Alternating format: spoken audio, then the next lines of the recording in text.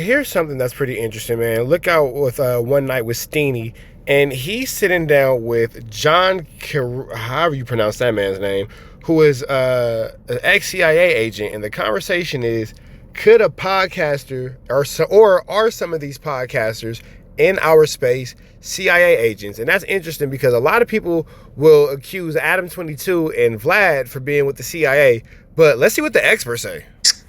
Comes after me at every event. But yeah, that happens a lot.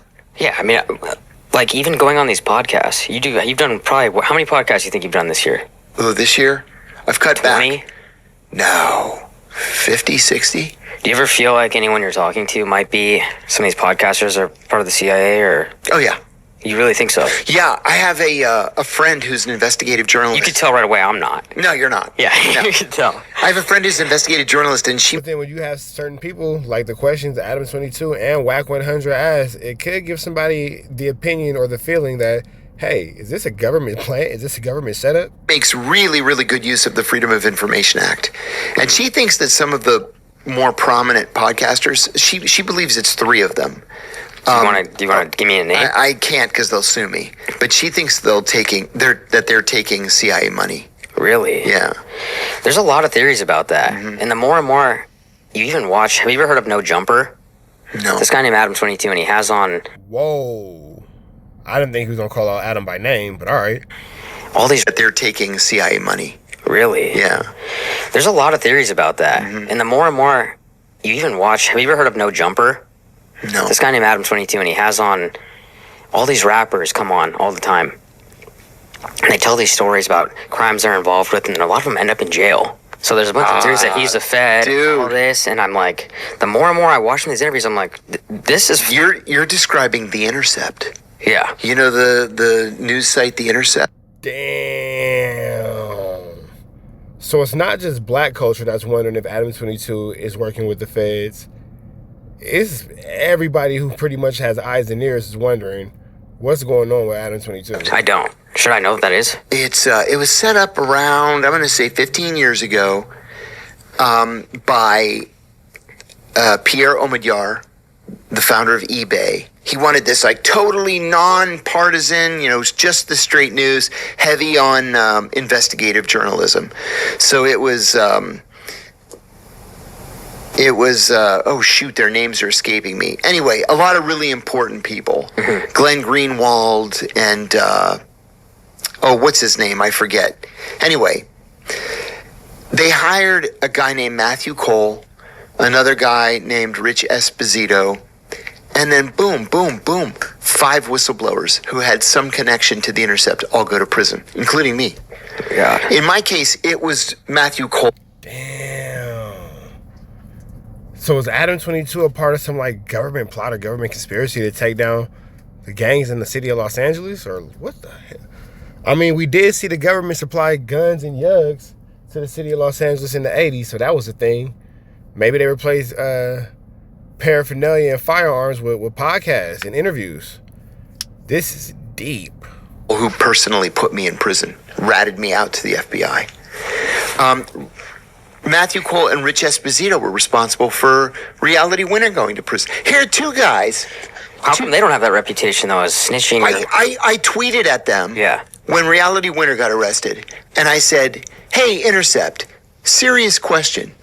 You guys are an FBI front, right? I mean, you have to be, because nobody could be that stupid or that sloppy to put 5 national security whistleblowers in prison. You have to be working for the FBI, right? Right? Yeah. And nobody ever responded. They never responded. Other outlets emailed me to ask if, I could expand on that. Yeah. But here's Rich Esposito, lifelong journalist. Mm-hmm. Oh, man. My bad, y'all. It just seems like there's this whole government plot sitting around taking down these organizations, taking around these people, and it just kind of makes you wonder, what are these people's interests in our culture? And Matthew Cole, I actually worked with both of them at ABC News. How was your relationship with them? With Matthew, it was proper. Yeah.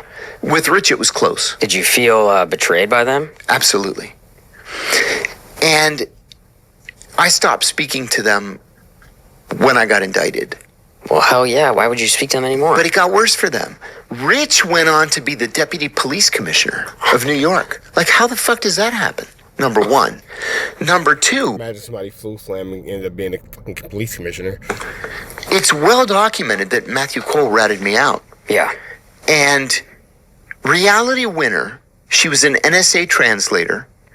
She was apoplectic that, the Russians were trying to get Donald Trump elected. And she sends a top secret analysis, no sources and methods. It was probably improperly classified. It should have been secret, but that's neither here nor there. She scans it and emails it to the Intercept. And they have this thing, if you have classified information and you want to send it to us, use this, this encryption key. So she does. Mm-hmm. So what do these morons do? They not forward the email, they attach the scan of the document. They send it to NSA. And then when they send it to the NSA, everything goes bad. Everything goes bad. Why would you send that situation, that document?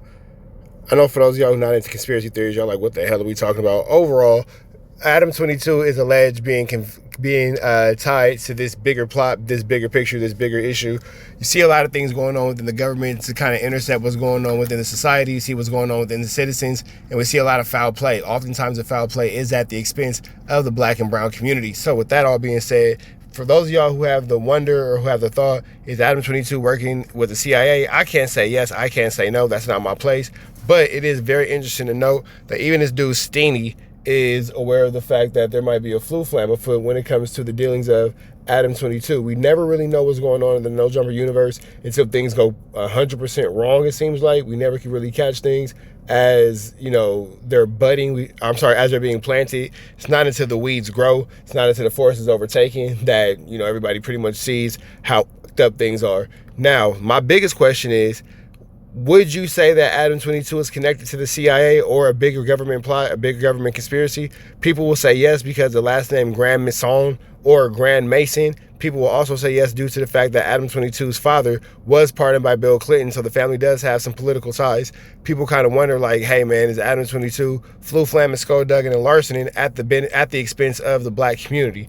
You have a lot of people like Big Amp, the spokesman at Urban Politician TV, who was very adamant and very consistent about his gripes against ADAM22 and his involvement within the black community, as well as DJ Vlad. And I'm sure situations like this will not help the situation with ADAM22 as far as the way he's being viewed by people within the hip-hop community. With that all being said, man, check out the rest of this on A Night with Steeny. I believe I'm saying that correctly. With that all being said, red dot to the left, you know the rest.